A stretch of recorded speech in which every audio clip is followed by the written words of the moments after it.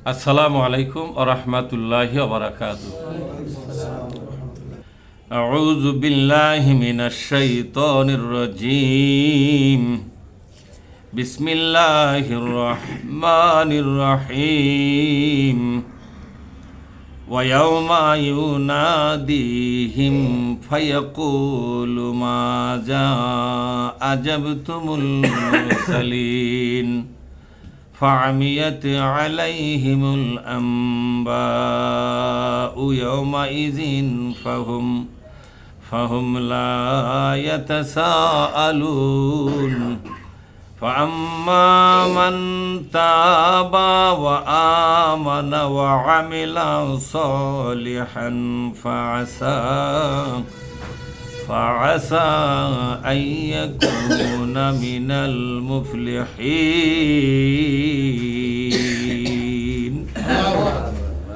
আমরা সকলে বলি আলহামদুলিল্লাহি রাব্বিল আলামিন ওয়াস সালাতু ওয়াস সালামু আলা সাইয়্যিদিল মুরসালিন ওয়া আলা আলিহি ওয়া আসহাবিহি আজমাইন, আম্মা বাদ। সম্মানিত দ্বীনী বন্ধুগণ, আমি আপনাদের সামনে পবিত্র কোরআন মাজিদের 28তম সূরা সূরা আল কাসাস, এই সূরা আল কাসাস থেকে শেষের দিকে কয়েকটি আয়াত আমি পড়ে শোনালাম। আসুন মহান আল্লাহ তাআলা এই আয়াতগুলোর মধ্যে তিনি যে বক্তব্য পেশ করেছেন আমাদের জন্য, সেটা আমরা বুঝে নেওয়ার চেষ্টা করব। আমার তৌফিকি ইল্লা বিল্লাহ। আল্লাহ পাক বলছেন, ওয়া ইয়াউমা, সেই দিন। এটা কোন দিন? ডে অফ জাজমেন্ট, পরকালের দিন বলা হচ্ছে। পরকালের একটা দৃশ্য এখানে তুলে ধরা হচ্ছে। ওয়া ইয়াউমা, এবং সেই দিন, পরকালের দিন, বিচারের দিন বলা হয়েছে। ইউনাদিহিম, তাদেরকে ডাকা হবে। তাদেরকে ডাকা হবে, তারা কারা? এটা মাক্কি সূরা। সূরাটা কি সূরা জোরে বলুন? মাক্কি সূরা। যাদের কাছে বিশ্বনবী দীর্ঘদিন কোরআনের আলোচনা করতেছে, কোরআনের কথাগুলো বুঝাবার চেষ্টা করতেছে। একযোগে নবী নিজে করতেছে, সাহাবারাও এই একই কাজ করতেছে। যখনই যে আয়াত নাজেল হচ্ছে, যে সূরা নাজেল হচ্ছে, সাথে সাথেই আল্লাহ নবী সর্বপ্রথম সাহাবাদের মধ্যে আগে সেই আয়াত, সেই সূরাটা আলোচনা পর্যালোচনা করে, সাহাবাদেরকে মুখস্থ করায়, কোনো কোনো সাহাবা আবার লিখে রাখে। এরপরই শুরু হয় জনগণের কাছে এই আয়াতটা বা সূরাটা পৌঁছে দেওয়া। যে জনগণের কাছে জীবনের ঝুঁকি নিয়ে প্রতিদিন প্রতিক্ষণেই আল্লাহর কোরআন আয়াতগুলো পৌঁছে দেওয়া হচ্ছে, এত কিছু জানার পরেও তারা কোরআনের এই দাওয়াত, এই আহ্বানে সাড়া দেয়নি। কথা কি বুঝতে পারছেন? সাড়া দেয়নি। আল্লাহ পাক বলছেন, কোরআনের আলোচনা আমার নবীর কাছ থেকে শুনবে, আমার নবীর সাহাবার কাছ থেকে শুনবে, আর ডিনাই করে চলবে সব সময়। আল্লাহ তাআলা কি বলছেন? আমি তাদেরকে পরকালে আমি ডেকে নেব কাছে। এই পৃথিবীর যত লোক কোরআনের আলোচনা শুনল, কোরআনের দাওয়াত পেল, কিন্তু কোরআনের দাওয়াত গ্রহণ করল না, কোরআনটাকে নিজেদের জন্য, নিজের জাতির জন্য যেটা অপরিহার্য, এটা প্রয়োজনই মনে করল না যারা, এরকম লোক আছে না নাই? এদেরকে আল্লাহ ডেকে পাঠাবেন পরকালে। তার পরকালে যখন কোটি কোটি মানুষ উঠবে, একদল লোককে ডেকে পাঠানো হবে যাদের কাছে কোরআনের আওয়াজটা গেছে, একবার যাকার দুইবার যাক। ক্লিয়ার কথাটা? আল্লাহ পাক বলছেন, ইউনাদিহিম, আমি তাদেরকে ডেকে পাঠাবো কিয়ামতের ময়দানে। এই পৃথিবীতে আমার নবীর মাধ্যমে এবং বিশ্ব নবীর সাহাবাদের মাধ্যমে যারা নাকি আল্লাহর কোরআনের আলোচনা শুনেছে, বুঝেছে, দাওয়াতের কথাও বুঝেছে, সাড়া দিল না, এ আহ্বানে, এ দাওয়াত কবুল করল না, সাড়া দিল না যারা, এভাবেই তাদের জীবনটা শেষ হয়ে গেছে। এই সমস্ত লোকদেরকে কিয়ামতের দিন আমি আল্লাহর সামনে একটু জবাবদিহিতার জন্য ডাকবো। কিসের জন্য ডাকবো? জবাবদিহিতার জন্য ডাকবো। তাহলে আপনারা মনে করছেন এই শুনলাম, মানি মানলাম, না মানি না মানলাম, কিচ্ছু হবে না। আল্লাহ বলছে আমি জবাবদিহিতার জন্য আমি নিজে ডাকবো। সুবহানাল্লাহ বলবেন না? এই ডাকটা হবে শুধু জবাবদিহিতার। যারা মেনে নিয়েছে তাদেরকে ডাকবে অন্য জায়গায়, কিন্তু এদেরকে ডাকবে ভিন্ন একটা জায়গায়। বলেন তো সেটা আরশে আজিমের ছায়া হবে? যেখানে জবাবদিহি তার জন্য ডাকবে, সেটা কি আরশে আজিমের ছায়া? কোন জায়গায় হতে পারে? আরামদায়ক কোনো জায়গা হবে? কোনো একটা বিপজ্জনক জায়গায় তো হতে পারে, তাই মনে হচ্ছে না? আল্লাহ পাক বলবেন ফায়াকুলু, সেদিন আল্লাহ নিজেই জবাব নিবেন। আল্লাহ বলবেন মাজা আজাবতুমুল মুরসালিন, কারণ আল্লাহু আকবার।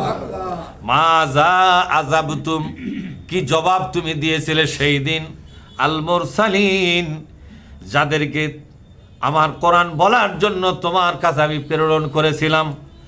আমার কোরআনটাকে বুঝে দেওয়ার দায়িত্ব দিয়া যাদেরকে আমি যোগ্যতা দিয়ে তোমার সামনে দাঁড় করালাম, যারা কষ্ট করে করে তোমাদেরকে ডেকে ডেকে কোরআন বুঝালো, আমার বক্তব্যগুলো বুঝালো, আয়াত বুঝালো, সূরা বুঝালো, এতগুলো বুঝে নেওয়ার পর তোমরা কি জবাব দিয়েছিলে?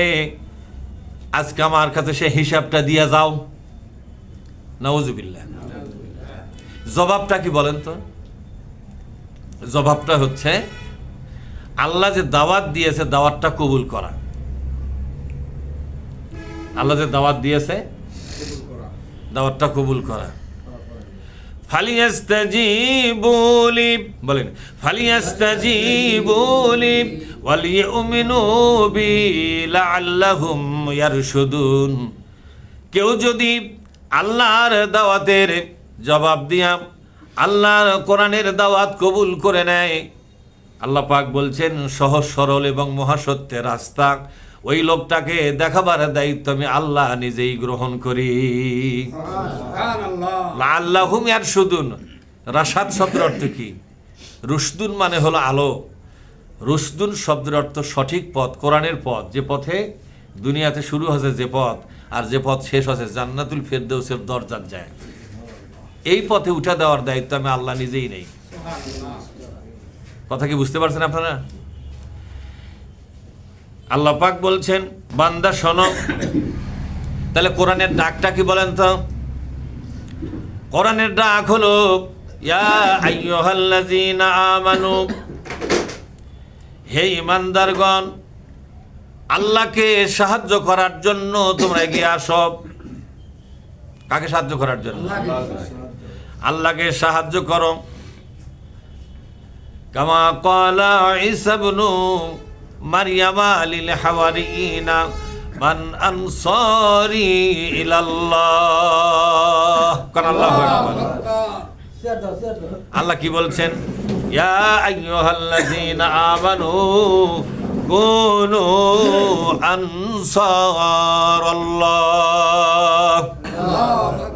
হে ঈমানদারগণ, আমি একটা দাওয়াত দেব এখন। দাওয়াতটাকে দিচ্ছেন আব্দুল ভাই, খেয়াল করা লাগবে। তাহলে আপনি আজকে যা শুনতেছেন পরকালে কিন্তু বিপদত পড়বেন। এই বিপদের কথা আল্লাহ বলেই ভালো, আমি জবাব নিয়ে ছেড়ে দেবো। আমার কোরআন শোনার পরে তুই কি আচরণ করছিস তার জবাব আজকে দিয়ে যা। আজকে তো আমাদের কাছ থেকে পাশ কাটা যায়, কিন্তু পরকালে কি পাশ কাটা পারবে? আল্লাহ পাক বলছেন তোমাদের প্রতি আমি আল্লাহ পাকের দাওয়াত হলো কোন আনসার আল্লাহ, আল্লাহ পাককে সাহায্য করার জন্য এগিয়ে আসো। এবার বান্দা বলতেছে আল্লাহ নামাজ পড়তেছি, এটা কি সাহায্য নয় তোমাকে? আল্লাহ বললেন না, এই নামাজটা শুধু তোমার নিজের স্বার্থে। রোজা করলে তোমার নিজের জন্য, হজ করলে নিজের জন্য, কিন্তু আমার নামে করেছে রে, ঠিক ওটা আমার নামে, কিন্তু কাজটা তোমার স্বার্থে। বুঝতে পারেননি কথা? জেকের ফেকের করতেছেন, এটা আল্লাহর নামে, কিন্তু স্বার্থকার। বুঝেন না আমার কথা?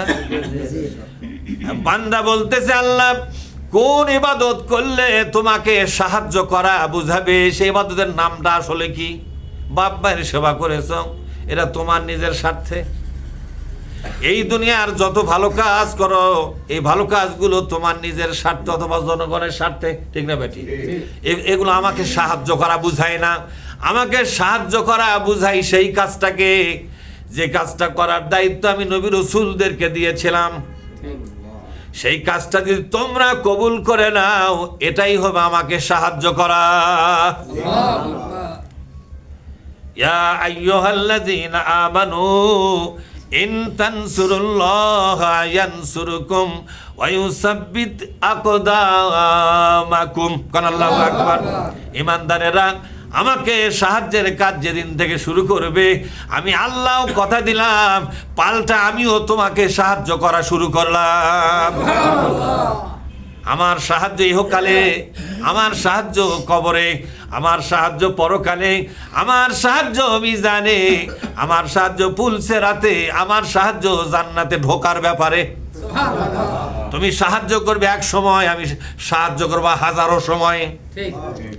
তুমি সাহায্য করবে শুধু দুনিয়ায়, আর আমি তোমাকে সাহায্য করব দুনিয়া ছাড়া সব জায়গায়। ইন তানসুরুল্লাহ, বলেন ইন তানসুরুল্লাহ। ইন মানে যদি, ইন মানে কি?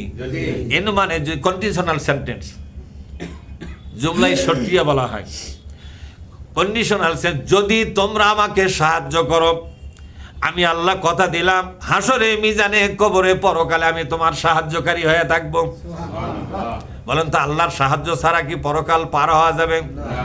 সাহাবারা বললেন, নবীজি, ইবাদত বন্দেগীর মাধ্যমে একটা লোক জান্নাত পাবে কি পাবে না? নবী বললেন, না না, ইবাদত যারা করতেছো, এটা আল্লাহর নিয়ামতের শুকরিয়া আদায় করা শেষ করা যাবে না, ইবাদত দিয়াই শুকরিয়া হবে না। যতগুলা নিয়ামত তুমি ভোগ করতেছো, সবগুলা নিয়ামত এর যা শুকরিয়া, তা তোমার জীবনের ইবাদত দিয়া সেটা কুলাবে না। এটা পরকালে নাজাত পাওয়ার বিষয়টা আরো অনেক বড় ব্যাপার ওটা। অর্থাৎ আপনার জীবনের যত হজ, যত নামাজ, যত রোজা, যত জেকের ফেকের, সবগুলো আল্লাহ আপনাকে একটা চক্ষু দিয়েছে, এক গ্লাস পানি পান করাই, অক্সিজেন দেয় ফ্রি, মাছ দিল, বাতাস দিল, ফল ফলান্তি দিল, ফসলাদি দিল, এই যে নিয়ামত পেয়েছেন, এই নিয়ামতের শুকরিয়া আদায় করার জন্য আপনার এক জীবনের ইবাদত দেওয়া হবে না। ব্যস্ত পাওয়া তো অনেক দূরের, তাহলে ব্যস্ত পাবে কেমনে? এবার আল্লাহ নবী বললেন, সাহাবারা রে, কিয়ামতের দিন বেহেশত পাবে শুধু আল্লাহ সাহায্য করলে। এবার বুঝতে পারছেন হাদিসটা কোন দিকে গেছে? কিয়ামতের দিন একটা লোক জান্নাতে যেতে পারবে শুধু আল্লাহ যদি লোকটাকে সাহায্য দেয়। সাহাবারা বলেন, নবীজি, এটা কিন্তু হাদিস, বুখারী মুসলিমের হাদিস। নবীজি, আপনার ব্যাপারটা কি দেখি আমরা শুনি একটু। এবার নবী বললেন, কিয়ামতের দিন আমি মুহাম্মদুর রাসূলুল্লাহ সাল্লাল্লাহু আলাইহি ওয়াসাল্লাম আমার জিন্দেগীর সব ইবাদত দিয়া জান্নাত পাওয়ার কোনো শক্তি আমার নাই। আমি নবীর প্রতিও যদি আল্লাহ সাহায্য দেয়, আল্লাহর সাহায্য নিয়ে আমাকেও জান্নাতে যাওয়া লাগবে। এখন কোরআনকে আমি জিজ্ঞাসা করলাম, কোরআন আল্লাহর সাহায্য কেমনে পাওয়া যাবে? কোরআন জবাব দিচ্ছে, তোমরা যদি ইন তানসুরুল্লাহ, বলেন ইন তানসুরুল্লাহ, আল্লাহকে দুনিয়ায় যদি সাহায্য করো, ইয়ানসুরকুম, আমি আল্লাহ তোমাকে সাহায্য করার ওয়াদা করে দিলাম। পরকালে জান্নাতে যাওয়ার জন্য আমার সাহায্যের দরকার, কথা দিলাম সাহায্য দেব। কবরের আযাব থেকে বাঁচার জন্য আমার সাহায্যের প্রয়োজন, আমি কথা দিলাম সাহায্য দিয়া তোমাকে বাঁচাইয়া দেব। পরকালে আমার সাহায্য ছাড়া আরশে আজিমের ছায়া তলে বসতে পারবে না, আমি কথা দিলাম আমার সাহায্য দিয়া আরশে আজিমে তোমাকে বসায়া দিব, দাঁড়ায়া দিব। সেটা কি? আমার নবীরা, আমার যে কাজ সেটা নবীরা করেছেন, আমি নবীদের একটা দায়িত্ব দিয়েছি। হুয়াল্লাযী, বলেন হুয়াল্লাযী আরসালা রাসূলাহু বিল হুদা ওয়া দীনিল হাক্কি লিইয়ুযহিরাহু আলাদ দীনি কুল্লিহি ওয়ালাউ কারিহাল মুশরিকুন। আল্লাহ পাক বলেন, আমার নবীর মূল কাজটা ছিল ইবাদত যা করতেছো ইবাদতের পাশাপাশি আর একটা আল্লাহকে সাহায্য করার কাজ, সেটা হলো এই জমিনে মানুষের তৈরি করা রাজনীতিকে বিদায় করে দাও, মানুষের তৈরি করা আইন ব্যবস্থা বিদায় করে দাও, মানুষের তৈরি করা অর্থনৈতিক ব্যবস্থা বিদায় করে দাও, মানুষের তৈরি করার গণভবন শাসন করার বিধান বিদায় করে দাও। আল্লাহ তাআলা যে কিতাব নাজিল করেছেন, এই কিতাবের শাসনকে তোমরা কায়েম করো।